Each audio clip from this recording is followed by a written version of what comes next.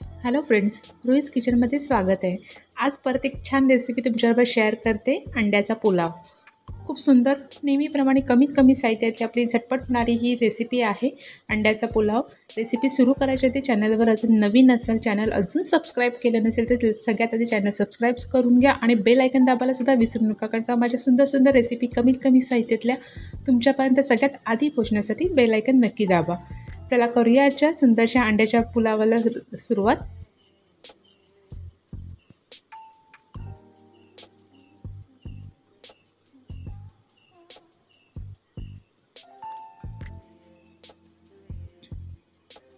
इथे एका भांड्यामध्ये सगळ्यात आधी आपण तेल घ्यायचं आहे। तेल इथे साधारण मी एक 4 ते 5 टेबलस्पून घेतलेलं आहे। त्याच्यामध्ये थोडं आपण तूप टाकून घेऊया। तूप इथे साधारण मी 1-2 टेबलस्पून घेतलेला आहे। आता इथे एक मी मोठा कांदा घेतलेला आहे आणि एक टोमॅटो घेतलेला आहे। जर कांदा छोटा असेल तर 2 घेतले तरी चालतील, पण इथे मी एक मोठा असा कांदा एक टोमॅटो असं बारीक चिरून ते तेलावरती आपण परतवून घेऊया।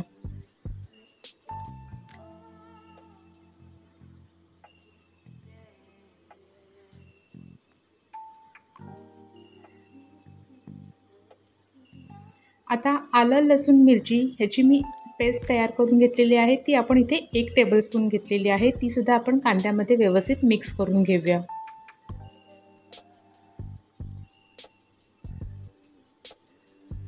आता थोडं मीठ टाकून घेऊया चवीनुसार, त्याच्यामुळे कांदा आणि टोमॅटो सुद्धा आपल्याला लगेच शिजायला मदत सुद्धा होते आणि आपले चवीनुसार मीठही टाकून होते।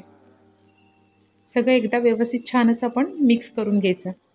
हे सगळं करताना मी इथे अंडी आधी बॉईल करून घेतली होती। मी साधारण एक 6 अंडी इथे बॉईल करून घेतलेली आहेत। झाकण ठेवून आपण कांदा छानपैकी शिजवून घेतला 10 मिनिटांसाठी।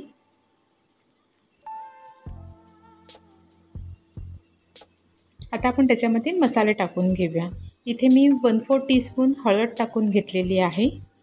1 टेबलस्पून गरम मसाला घेतलेला आहे। 1 टेबलस्पून लाल तिखट घेतलेला आहे आणि हे सगळं आता आपण व्यवस्थित असं मिक्स करून घेऊया।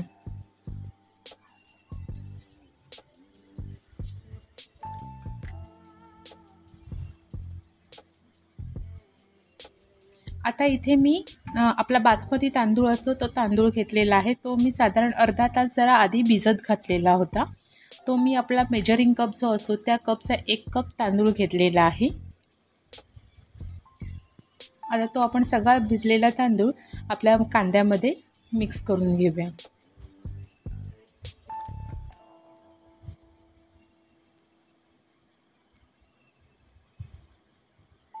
आणि ते सगळं आपण व्यवस्थित असं मिक्स करून घेऊया। आता इथे मी 1 कप बासमती तांदूळ घेतलेला होता। आता आपण त्याच्यामध्ये जे पाणी टाकणार आहोत, इथे मी गरम पाणी वगैरे असं काही घेतलेलं नाही आहे। आपलं असं रेग्युलर जे पाणी असतं तेच पाणी घेतलेलं आहे। इथे साधारण मी 2.5 कप पाणी टाकून घेणार आहे। त्याच्याने आपला भात असा मऊ लुसलुशीत फळफळीत असा होईल छानपैकी। पाणी कमी टाकलं तर असं घट्ट असं चिकटसर होऊ शकतो। त्यामुळे इथे मी 2.5 कप पाणी घेतलेलं आहे। सगळे मेजरमेंट डिस्क्रिप्शनमध्ये आहे, तुम्ही तिथे चेक करू शकता। आता सगळं आपण एकदा व्यवस्थित असं मिक्स करून घेऊया आणि हे मिक्स करून झाल्यानंतर लगेच आपल्याला झाकण ठेवायचं नाही आहे। पाण्याला छान अशी उकळी येऊन द्यायची आहे। हे उकळी येऊन देताना तुम्हाला जर थोडंसं तुम्ही चेक करू शकता की जर तुम्हाला वाटलं की आपल्या ह्याच्यामध्ये मीठ कमी वाटते तर इथे तुम्ही मीठ वाढवू शकता, असं काही नाही। इथे आत्ता ह्या टायमाला हे बघा छानपैकी आपण इथे उकळी आलेली आहे। परत एकदा आपण व्यवस्थित असं आपण ढवळून घेऊया। अजून आपलं भात हा असं व्यवस्थित हे झालेला नाही आहे, म्हणजे त्याच्यातलं पाणी असं कमी झालेलं नाही आहे, एकदम असं ओलसरच आहे। एवढं ओलसर असतानाच आपल्याला त्याच्यामध्ये काही अंडी, आता मी इथे एका अंड्याचे 2 भाग असे कट करून घेतलेले आहेत।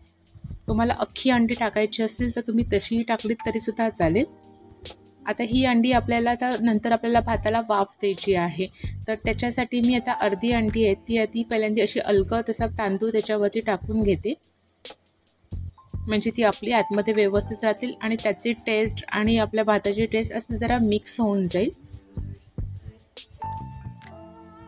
आता आपण झाकण ठेवून एक 10 ते 15 मिनिटासाठी आपला भात हा छानपैकी शिजवून घेऊया.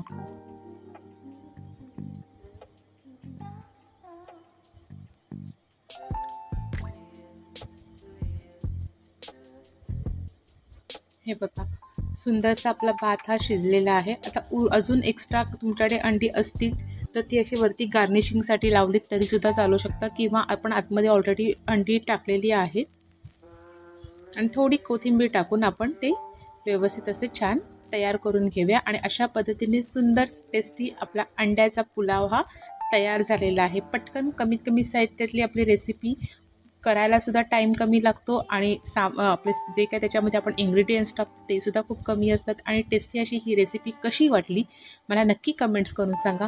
तुम्ही ही रेसिपी ट्राय करा, तुमची कशी बनते तीही मला कमेंट्स करून सांगा. चला तर भेटूया आपण नवीन रेसिपीसोबत. तोपर्यंत हा अंड्याचा पुलाव एन्जॉय करा.